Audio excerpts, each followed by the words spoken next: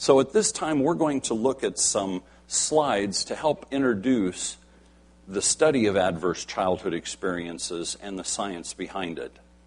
The ACE study was a collaboration between Kaiser Permanente and the U.S. Centers for Disease Control. They studied the social and health effects of adverse childhood experiences on over 17,000 participants. What they found was a powerful relationship between our experiences as children and our physical and emotional experiences later as an adult. Dr. Vincent Folletti said adverse childhood experiences are the most important determinant of the health and welfare of the nation. We were basically tortured.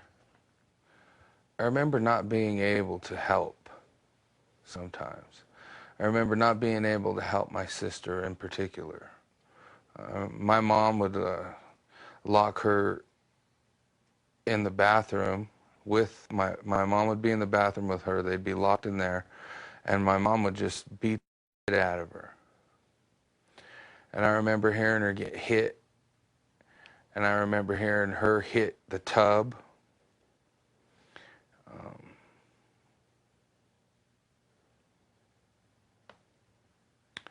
And I would stand by the door and wait.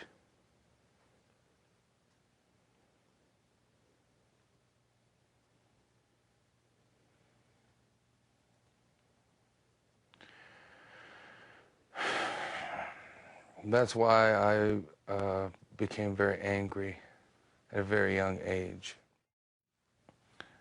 My cousins that were older than us, that's where most of the torture came from.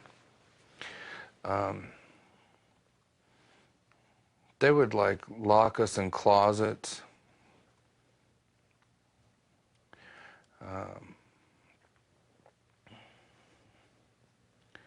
I remember my sister, my cousin took all the stuff out of the freezer and put her in it because it was funny.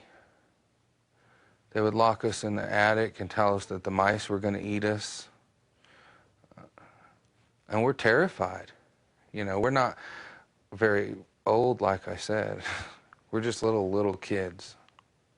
Today I'll sit with my sister and I'll look at her and I'll say, you know, it's amazing that you and I are even alive. And she'll say, shut up. I don't want to talk about it. During that period of my life was pretty hopeless. I didn't care if I lived or died, really. I didn't want to be alive anyways. But I'd felt like that since I was 6 years old. And the main thing about feeling that way is that you don't care about other people's well-being or your own, and you do a lot of damage to yourself and the people around you.